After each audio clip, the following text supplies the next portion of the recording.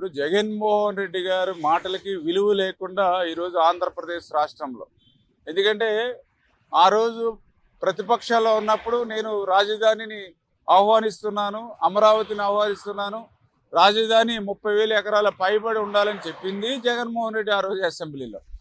మళ్ళీ అధికారంలోకి రావడానికి ముందు, ఎన్నికల ముందు 2019 ఎన్నికల ముందు కూడా నేను ఇక్కడే ఇల్లు కట్టుకున్నాను అమరావతిలో, ఒక్క అంగుళం కూడా అమరావతి కదలదు అని చెప్పింది ఆయనే.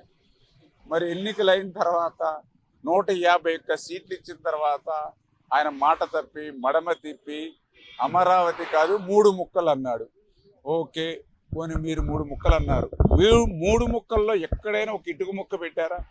5 సంవత్సరాలు ఒక ఇటుక ముక్క పెట్టకుండా రాజధాని లేకుండా రాష్ట్రాన్ని చేసి మళ్ళీ ఈరోజు 11 సీట్లకి పరిమితమై ప్రతిపక్ష హోదా కూడా రాకుండా పోతే మళ్ళీ మావిగాని అని చెప్తూ ఉంటే ప్రజలు నవ్వుకుంటూ ఉన్నారు. అంటే మచిలీపట్నంలో మా తీసుకోండి, విజయవాడలో వి తీసుకోండి, గుంటూరులో జిఎన్ గన్న తీసుకోండి అని అసలు మీరు చెప్పినటువంటి విధానం, మీరు చెప్పినటువంటి ఆ మావిగాని చెప్తూ ఉంటే, ఇటువంటి వ్యక్తి 5 సంవత్సరాలు ముఖ్యమంత్రిగా ఉన్నాడా ఈ రాష్ట్రానికి? ఇటువంటి వ్యక్తి ఒక పార్టీకి అధ్యక్షుడిగా ఉన్నాడా అని చెప్పి ఈరోజు ప్రజలు కూడా మరి ఆలోచించుకునేటువంటి పరిస్థితి వచ్చింది.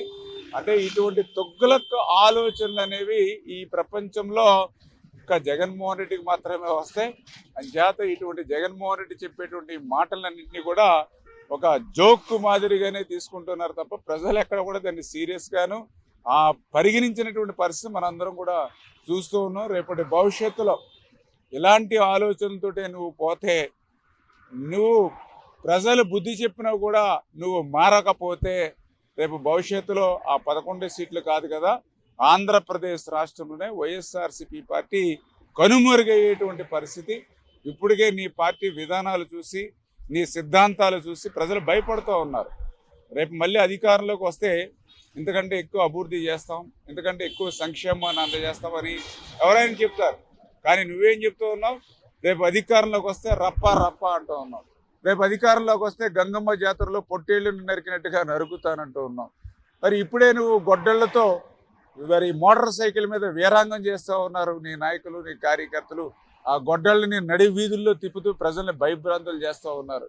నడి రోడ్డు మీద ఆ గొడ్డళ్లతో మేకపోతుని నరికి ఆ మేక రక్తం చిమ్ముతూ ఉంటే దాన్ని జగన్మోహన్ రెడ్డి ఫోటోలకి రక్తాభిషేకం చేసి మీరు పొందేటువంటి రాక్షస ఆనందం చూసి, అరే రేపు కూడా మన పరిస్థితి, వీళ్ళు మళ్ళీ తప్పు జారి అధికారంలోకి వస్తే ఆ మేకపోతుల తలలు నరికినట్టే మన తలలు నరికితే బిడ్డలు లేనిటువంటి తల్లులు ఉంటారు, భర్తను కోల్పోయినటువంటి భార్యలు ఉంటారు.